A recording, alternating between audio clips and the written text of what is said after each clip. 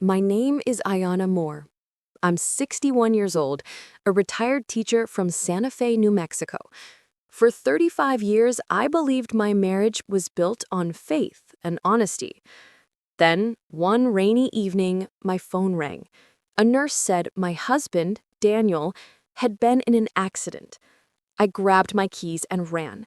But when I reached the desk and said, "I'm his wife," the nurse glanced at a chart, then at me, and whispered, "Ma'am, his wife is already here." Everything inside me went quiet. Before I continue, tell me where you're watching from. I love knowing who is listening. Now let me tell you what really happened that night. The day began the way most of my days do, slow and gentle. I watered the pots near the kitchen window, the blue sky leaning low over the Sangre de Cristo mountains. Daniel left early, saying he had a client out on the edge of town. He kissed my forehead and promised he'd be back for supper. I believed him. I always did. I set beans to soak and sliced onions the way my mother taught me, thin enough to nearly see through. The radio hummed an old song.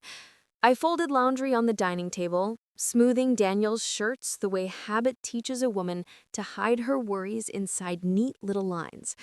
We were steady people. Church on Sundays, groceries on Wednesdays, a walk at dusk if our knees allowed it. It wasn't a grand life, but it was ours.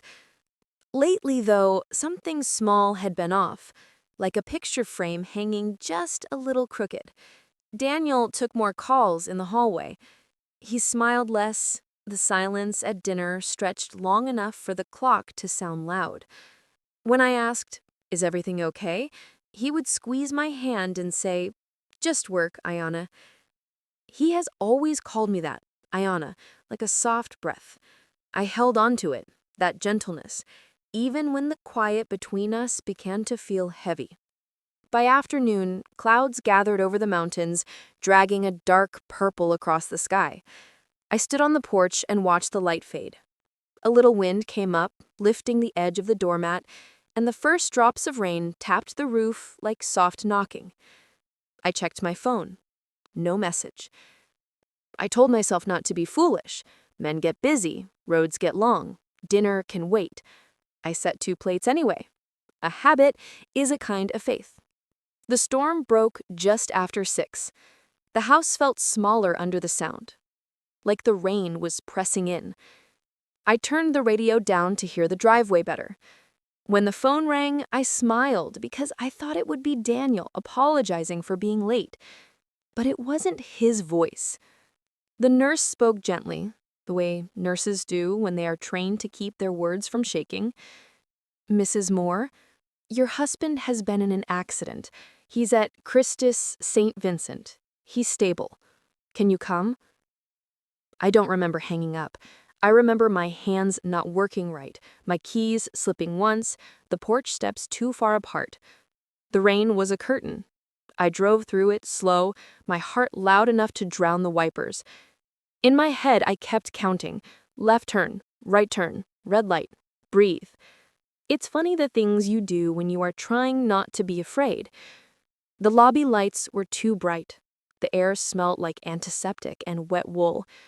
I gave my name, my husband's name, our address. The receptionist typed and nodded, the way people do when they are sure of something. Then she called a nurse over. They looked at a chart together. The nurse bit her lip. "Ma'am, are you the first Mrs. Moore?" I felt the floor tilt a little. "I'm his wife," I said, careful and slow, like the words might break if I pushed too hard. The nurse's eyes moved to the hallway. "His wife is already here." For a second, the rain outside went silent. The clock on the wall stopped. Even my breath forgot me. I stood there with my purse strap clutched in my fist and thought, this is a mistake. It has to be a mistake. But the nurse's face told me it wasn't. Somewhere down the corridor, a door opened. Footsteps. A woman's voice, low and tired, speaking Daniel's name. I swallowed hard and told myself to stand up straight. My mother's voice rose up inside me, the way it always does when I need it. Dignity first, Ayana. Even when your heart is breaking, keep your chin level. I nodded to the nurse. Please, I said, take me to my husband. The nurse's shoes squeaked on the tile as she led me down a hallway that smelt like bleach and sorrow. The lights were too white. I could hear my own breath echoing. At the end of the corridor, 2 police officers stood near a door. Through the window, monitors blinked around a body I knew before I saw the face. Daniel, my husband, the man I'd built an entire life around. Mrs. Moore, the nurse whispered. But before I could step inside, another voice answered behind us. I'm here. I turned. A woman stood there, mid-30s, soaked hair clinging to her cheeks, hospital band around her wrist. She was holding Daniel's wallet and whispering prayers I couldn't finish. The nurse looked between us, uncertain. Ma'am, she said to the younger woman, this is also Mrs. Moore. Her eyes met mine, and for a heartbeat the world fell silent. Then she said, he told me you were gone. My knees gave way, but I refused to fall. I grabbed the railing and straightened, just like my mother taught me. Never give them the satisfaction of seeing you collapse. I could feel something cracking deep inside my chest, not just grief, but insult, a wound with no clean edge. The younger woman bit her lip. He's my husband, she said, voice trembling. We were married in Las Cruces. He wears my ring. I looked through the glass again. Daniel's hand rested limp on the blanket, and there it was, the gold band, shining under the fluorescent light. The same design as mine, the same engraving, always yours, D. Only now I understood that always had meant something very differently. If you got that call and someone else claimed your life in front of you, what would you do? Would you fight? Or would you freeze like I did that night? The nurse cleared her throat. Mrs. Moore, both of you, please, he's stable for now, one at a time. The younger woman stepped forward first. I stayed behind, staring at the rain sliding down the window, and told myself to breathe. But my reflection in the glass looked like a stranger. Minutes later, she walked out of the room. She didn't speak. She simply dropped Daniel's wedding ring, her ring, into my palm. I can't stay. When he wakes up, tell him I was here. Then she left, shoes splashing through the puddles in the lobby. I turned the ring over in my hand. Inside, beneath the engraving, was a tiny date. 5 years ago. That was the year he told me he was taking more business trips. And that's when the real storm began. I drove home that night without seeing the road. The windshield wipers kept time with my heartbeat, and the streetlights blurred into long white rivers. Santa Fe was asleep, but my thoughts were loud. I gripped the steering wheel until my hands ached. It has to be a mistake, I told myself. Hospitals mix up names all the time. Paperwork, forms, charts, it happens. But deep inside, another voice whispered, then why did she have the same ring? When I pulled into the driveway, the porch light was still on, the one I'd left for Daniel. I sat there for a moment, staring at our front door, the one we painted red because he said red meant protection. The house looked smaller now, like it was holding its breath. Inside, everything smelled of him. Cedar soap, aftershave, old paper. His coffee mug still sat on the counter, half full from that morning. I touched it, and my fingers trembled. On the kitchen table, his Bible lay open beside yesterday's newspaper. My mind told me to sit, to breathe, to pray. Instead, I opened drawers, searching for something I didn't even know I wanted to find. Bills, receipts, anything that could tell me who that woman was. In the bottom drawer, I found a receipt from a jewelry store in Las Cruces, dated 5 years ago. 1 gold band, engraving included. My knees went weak. I wanted to believe he bought it for me. I wanted to believe love doesn't lie. But I couldn't forget the way she looked at him through the glass. That wasn't a stranger's gaze. That was love. Broken, desperate, familiar. I sank into Daniel's chair and buried my face in my hands. Outside, the rain had stopped, but the thunder kept rolling somewhere far away, like the echo of a truth I didn't want to hear. I stayed there for hours, too afraid to sleep, too numb to cry. At some point, I whispered into the empty room, "Lord, if I'm dreaming, please wake me. If I'm awake, tell me how to bear this." The house answered with silence. The next morning, I ironed his shirts like nothing had changed. I packed his toothbrush, his shaving cream, his slippers, pretending it was just another hospital visit, pretending that woman was just a misunderstanding. When I looked in the mirror, I barely recognized myself. The woman staring back had a smile that didn't belong to her anymore. If you've ever had to smile through heartbreak just to stay strong, type "I'm listening" in the comments, because what I did next, even I can't explain. I picked up my purse, took one last look at the red door, and whispered, "We'll fix this, Daniel. Whatever it is, we'll fix it." But even as I said it, the doubt in my chest whispered a different truth. Something was already broken, and it wasn't just my heart. By morning, the sun came up pale and thin, like it was too tired to shine. I wore my gray sweater, the one Daniel always said made me look like home, and drove back to the hospital. My hands trembled the whole way, but I told myself over and over, "You're just going to get answers. That's all." The parking lot was still wet from the night rain. I sat in the car for a long time before stepping out, watching people carry coffee cups and bouquets, faces full of hope. I wondered how many of them would leave with hearts heavier than when they came. At the reception desk, the same nurse was there. Her smile faltered when she saw me. "I'm here to see my husband," I said. My voice surprised me. Calm, steady, but not kind. She hesitated. "Mrs. Moore, he's still in recovery. You'll have to wait in the family room." Family.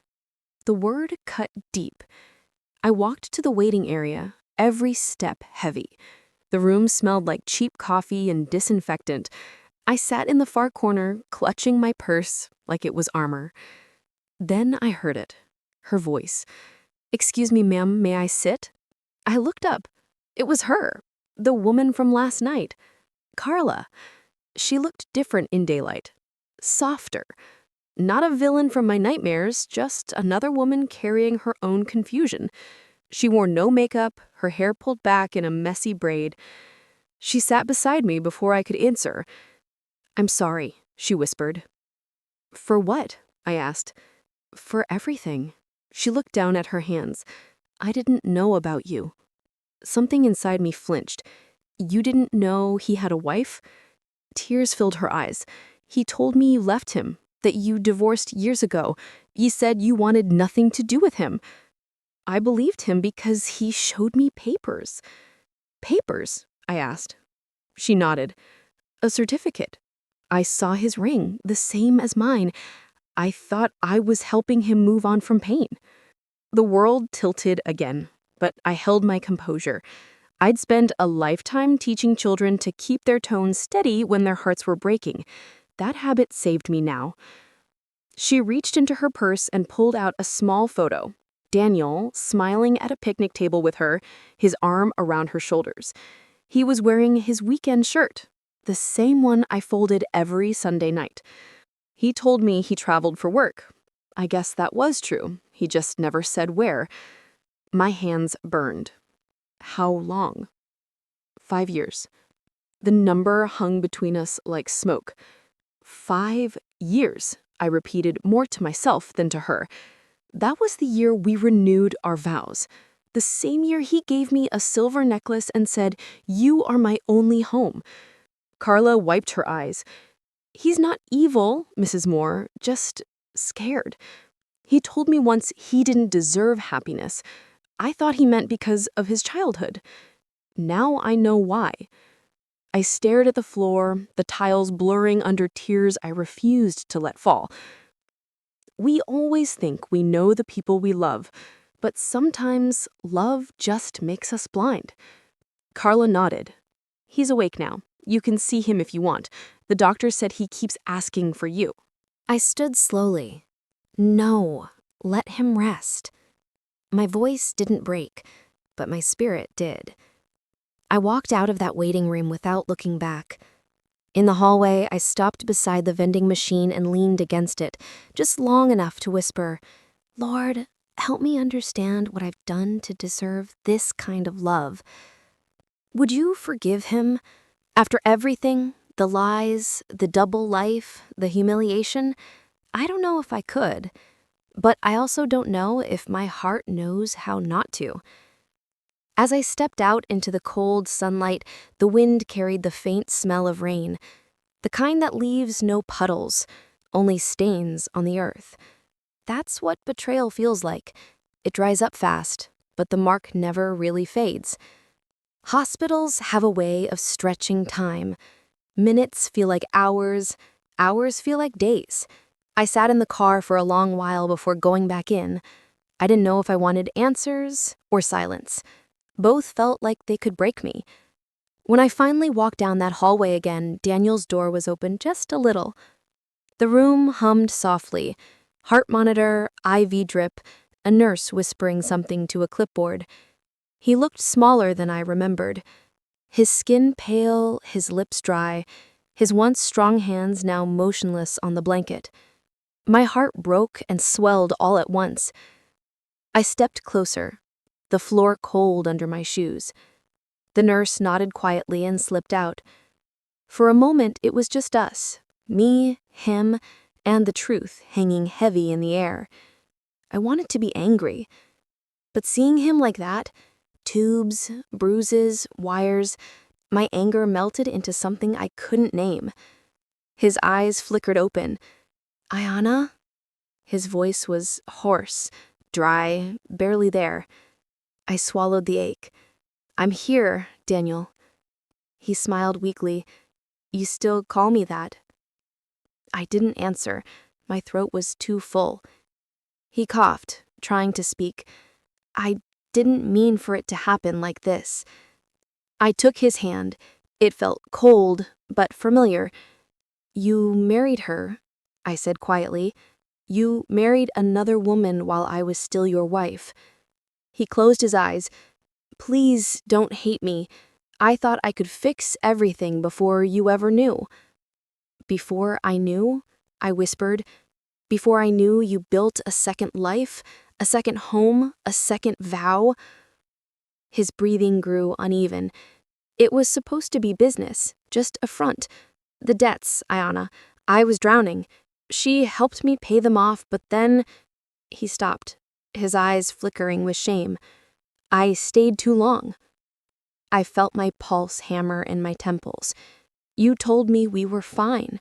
You said the Lord restored what was broken." He coughed again, the monitors spiking. "I prayed for forgiveness every night. I didn't deserve you, Ayana. I still don't." For a long time, I said nothing. I just watched his chest rise and fall, each breath thinner than the one before. Then I noticed something on the bedside tray, a small plastic bag marked "Personal Effects." Inside it, 2 gold bands. One was mine, the other had the date engraved. 5 years ago. I lifted them, my hands trembling. 2 rings, 2 lives, 2 promises. I felt the air leave my lungs. He kept them both. I turned back to him. "Do you love her?" His answer came slow, heavy. "I loved what she gave me a chance to hide from the truth, but I only ever belonged to you." Tears blurred the room. "Then why, Daniel?" He looked at me with eyes full of sorrow. "Because I was a coward, and cowards always ruin the best things they're given." What would you do hearing that? Walk away? or stay just long enough to forgive a man who shattered everything you built. The heart monitor beeped steady again, and he drifted back to sleep. I stood there until the nurse came back, my fingers still curled around the 2 rings. When I left the room, I didn't cry. I just pressed both bands into my palms so hard they left little half-moons in my skin, a pain to remind me this was real. Outside, the wind had picked up again. The world kept moving, cars passing, birds calling, the sky pretending nothing had changed. But for me, everything had. That night, I went home to an empty bed and 2 wedding rings that no longer meant anything. The next morning, the hospital halls were quieter, fewer visitors, fewer voices. I walked slowly, holding a cup of coffee I didn't plan to drink. I wasn't sure why I'd come back. Maybe I needed to see her again, the other woman who shared my name, my vows, my pain. Carla was already there. She sat by the window in the family lounge, her face turned toward the sunlight, eyes red from crying. For a moment, I almost turned around, but something in her stillness made me stop. When she saw me, she stood quickly, guilt flashing across her face. "Mrs. Moore," she said softly. I nodded. "You can call me Ayana." She hesitated, then whispered, "I didn't think you'd come back." "I didn't think I would either," I replied. There was a silence between us, long but not hostile, just heavy. She motioned for me to sit. "He's still asleep," she said quietly. "They said his lungs collapsed again last night. He's fighting." I nodded, though my body felt numb. For a while, we just sat there, 2 strangers stitched together by the same wound. Finally, I spoke. "I saw your picture, the one from the picnic." Carla's hands tightened around her cup. "He told me it was his second chance. Said God had forgiven him for all the things he couldn't fix before." I looked at her. "Did he tell you about me?" Her eyes filled with tears. "He said you'd left him years ago, that you remarried. He made me promise not to ask questions. I believed him because—" She broke off, her voice trembling. "He prayed with me every night." That line hit me like a stone. He had prayed with me too. The same prayers, the same words, the same man kneeling beside 2 different beds. I took a deep breath. "Did you love him?" Carla nodded. "Yes, but I don't think he ever really belonged to either of us. He belonged to the lie he created." Her honesty disarmed me. It stripped away the bitterness I came with and replaced it with something strange. Pity. Not for her, but for both of us. "You know," I said quietly, "I used to think love meant holding on. Now I think sometimes it means letting go before it destroys you." She smiled faintly through her tears. "Maybe that's what forgiveness really is." For the first time, I saw her not as the woman who took my husband, but as another soul lost in the same storm.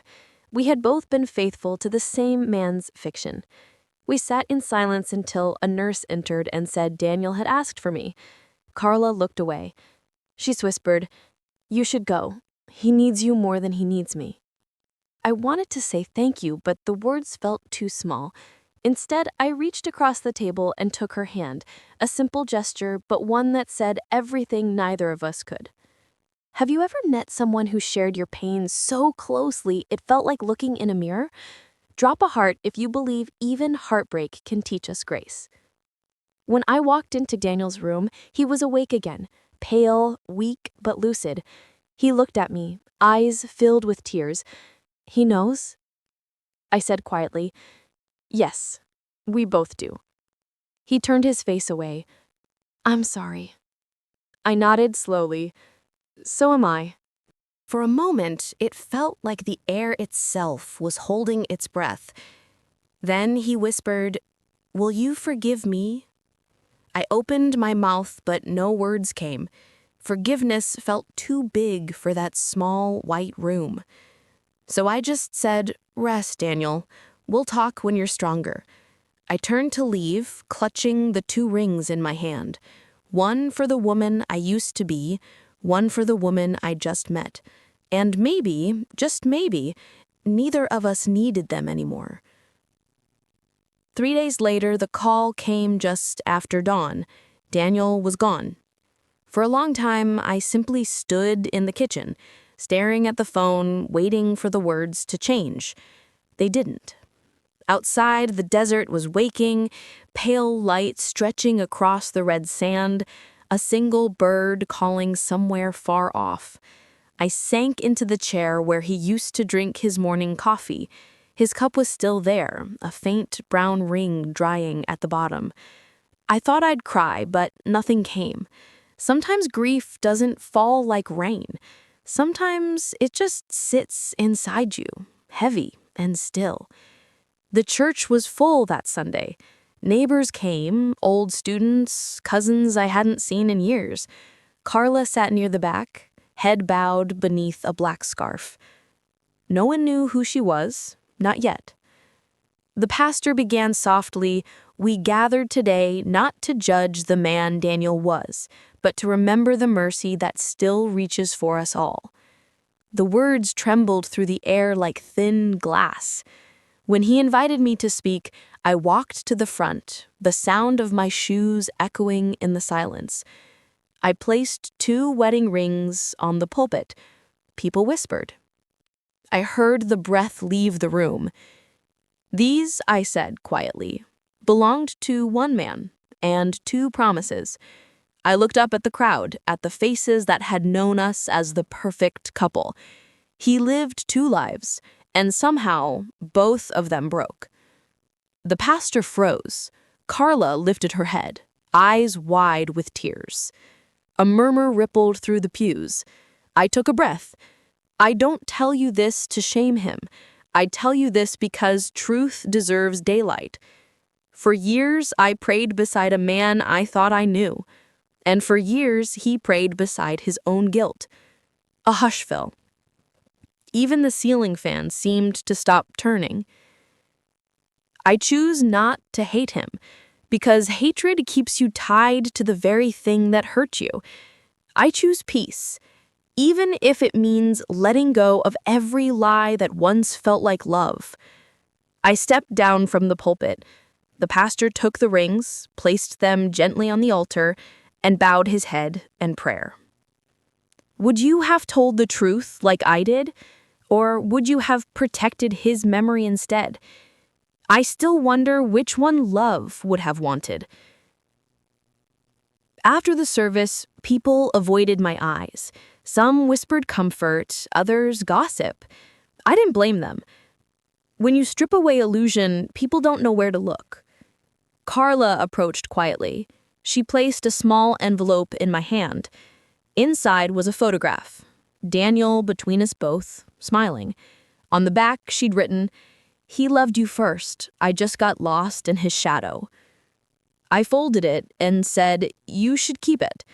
But she shook her head, "No, you need to finish the story."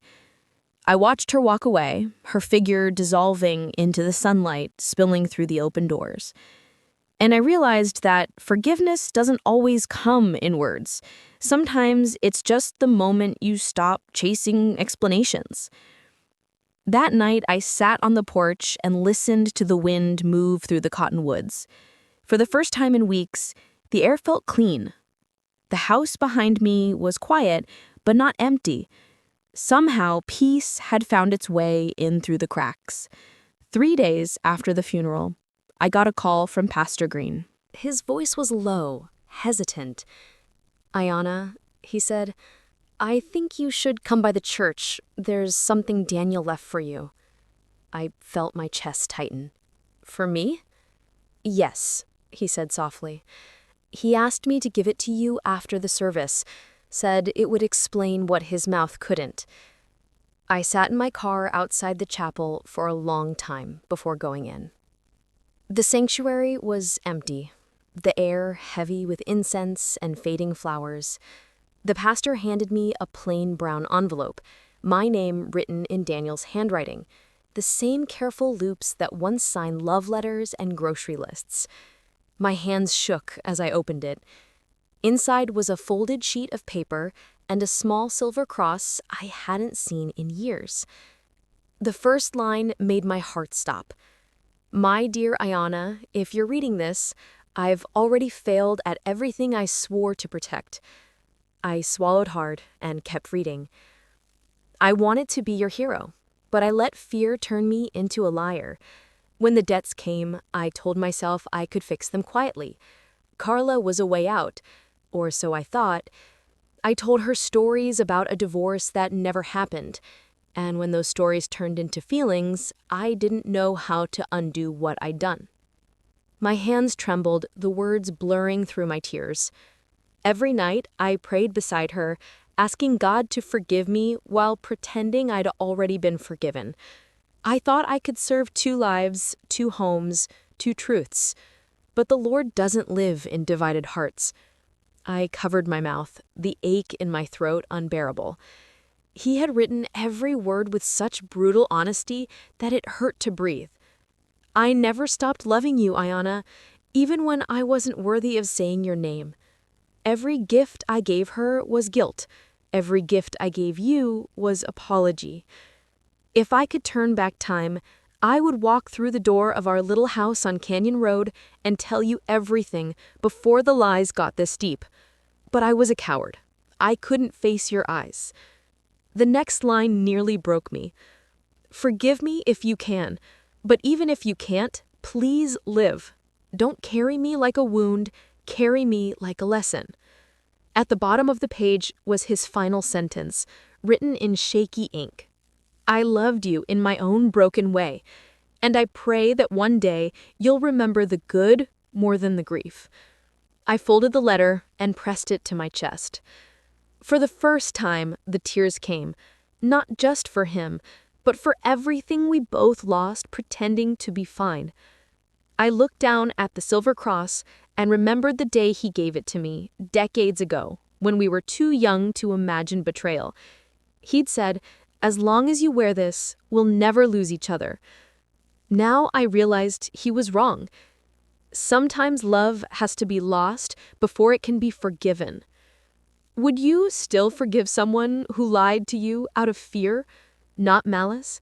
Or do you believe some wounds aren't meant to heal? Tell me in the comments. I'm listening. I left the church quietly, the letter folded in my purse, the cross in my palm. Outside, the sky over Santa Fe burned gold, evening light falling over rooftops like a blessing I didn't expect. That night, I placed the letter in Daniel's Bible, right between the pages he loved most, the story of the prodigal son. And for the first time, I whispered, "I forgive you, Daniel." It didn't erase the pain, but it softened it. And sometimes, that's enough. The days after the funeral felt strangely empty, like the world had exhaled and forgotten to breathe back in. The house was too quiet. The clock ticked too loudly. The bed felt too wide.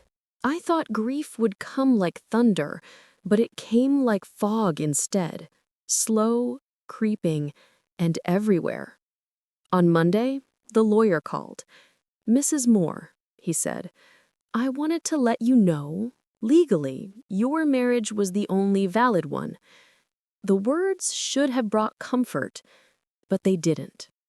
They felt hollow, like being crowned queen in a kingdom that no longer existed. He went on about property, insurance, debts, all the things Daniel had tried so hard to hide. There were unpaid loans, quiet agreements, a second bank account. I listened, nodding, though I barely understood half of it. At the end, I just said, "Do whatever's right." The truth had already taken enough from me. I wasn't about to let it take my peace, too. Outside, the neighborhood had changed. People who once waved from their porches now crossed the street when I walked by. At the market, whispers followed me like perfume. "She's the one whose husband had another wife. I heard there was a second family." I learned to smile through it. Small, tired smiles that said, "I'm fine." when I wasn't. One afternoon, I stopped by the church to leave flowers at the altar.